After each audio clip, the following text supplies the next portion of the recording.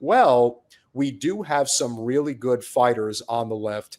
One who I'm sure you would definitely agree with us on. Medea Benjamin is definitely somebody who puts herself out there like few others do. And yet it's always amazing to me how she's always able to infiltrate the halls of Congress. Because she's small and wily. But what's amazing is they're so scared of her. They call for security. If you need to call security for Medea Benjamin, you've got issues. Because I've seen she's like what, 80 pounds soaking wet, like 5 feet. Like, I mean, are you kidding me? Now, I have maintained that the two worst women in politics, and they both happen, with all due respect to the Marjorie Taylor Greenes of the world, the two worst people are Debbie Wasserman Schultz and Nancy Pelosi. And so, unlike Wasserman Schultz, who just runs away and doesn't talk to anybody, basically wants to live under armored guard for the rest of her life, okay, have at it. Well, Pelosi can actually be gotten to if you hit the wrong button on her, dial. And that is exactly what Medea Benjamin did right here. Love Medea. We're here to talk about genocide of the Uyghurs. What about the genocide in Gaza? What about the genocide in Gaza? I just got back from Western China. Well, we're talking about Gaza right now. If you stop calling China terrorists, we're asking you about the genocide in Gaza. It would be helpful if you have more common ground to have a conversation if you stop calling Uyghurs terrorists.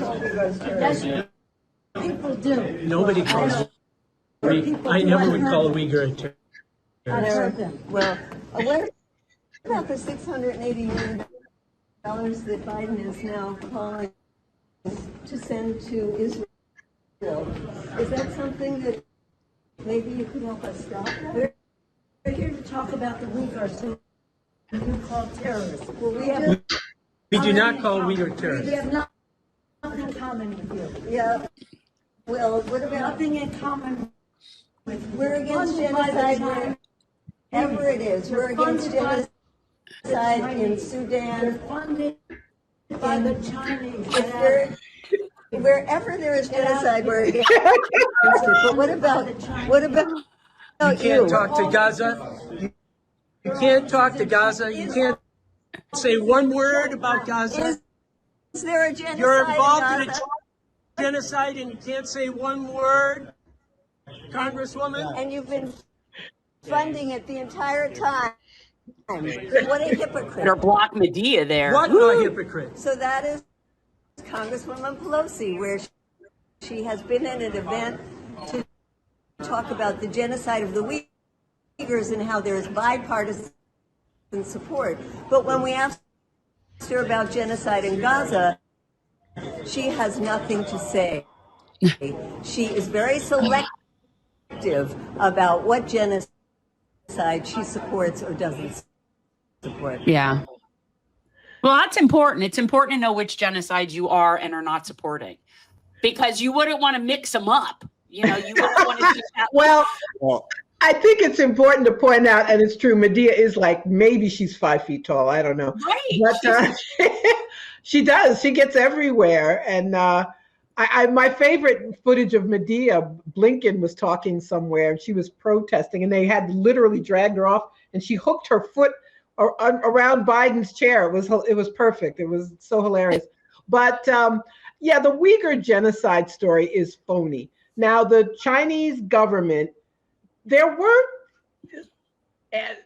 a terrorist group in that region of China, in Xinjiang, some of whom joined the jihadist action in Syria. There were some terror attacks in China.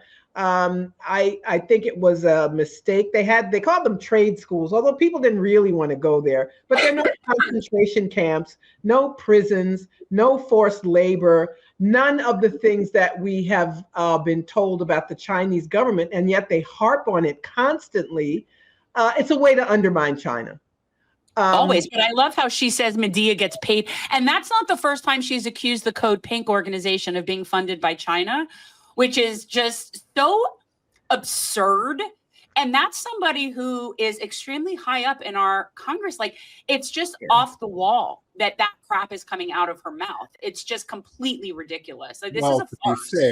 To be fair, we don't know how many drinks in Pelosi was at that point when she made that statement. True. Well, what time of day was it? What time of day?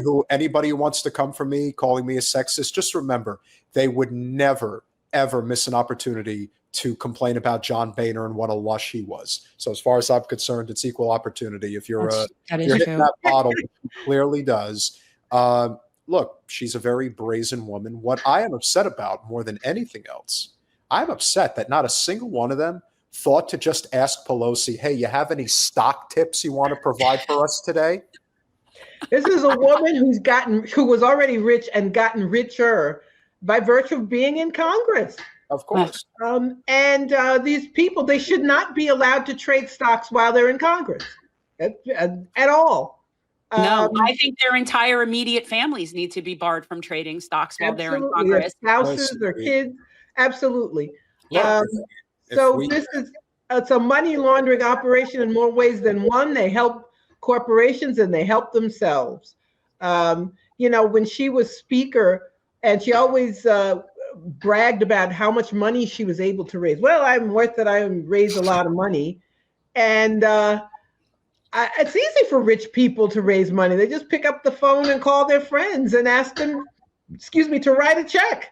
So it was kind of proof of this corruption that we're talking about.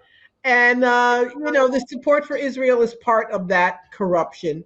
Everyone talks about foreign influence, Russia or China, but what about AIPAC? That's foreign influence. AIPAC should be registered as a foreign agent. They can operate, just say what you are. You're an agent of a foreign government. But we have members of Congress, I'm sure she's a true believer anyway, but we have other people they're bought off and they're cowards. And you can see why. They spend millions of dollars to get Jamal Bowman, to get Cori Bush. And they weren't the first targets of the Israel lobby.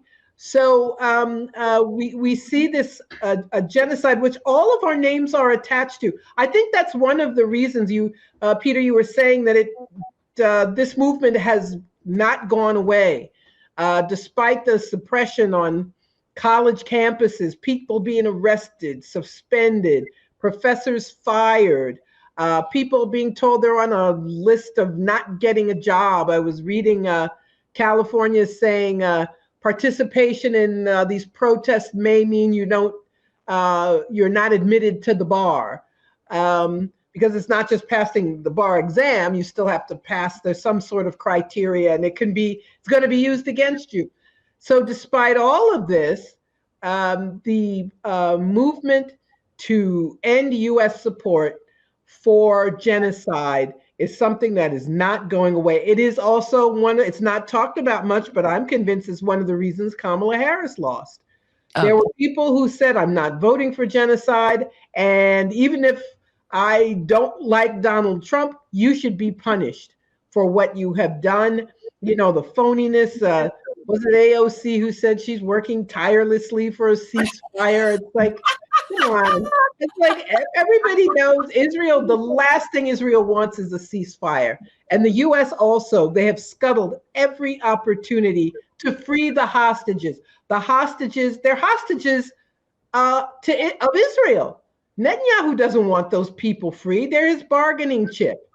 He wanted them dead. He would have rather the Hannibal directive. He didn't want them at all. He could not care less. Honestly, I doubt any of them are alive. I do. I don't think they're getting any of them back ever alive. No, they don't want to. For one thing, as you just pointed out, they're better to them. They're better off dead, and all this free the hostages. It's so cynical. It's disgusting to me. They could, there have been efforts by other countries. Hamas has, they've come very close, but at the end, of course, the U.S. steps in and makes sure, working with Israel, to make sure that does not happen.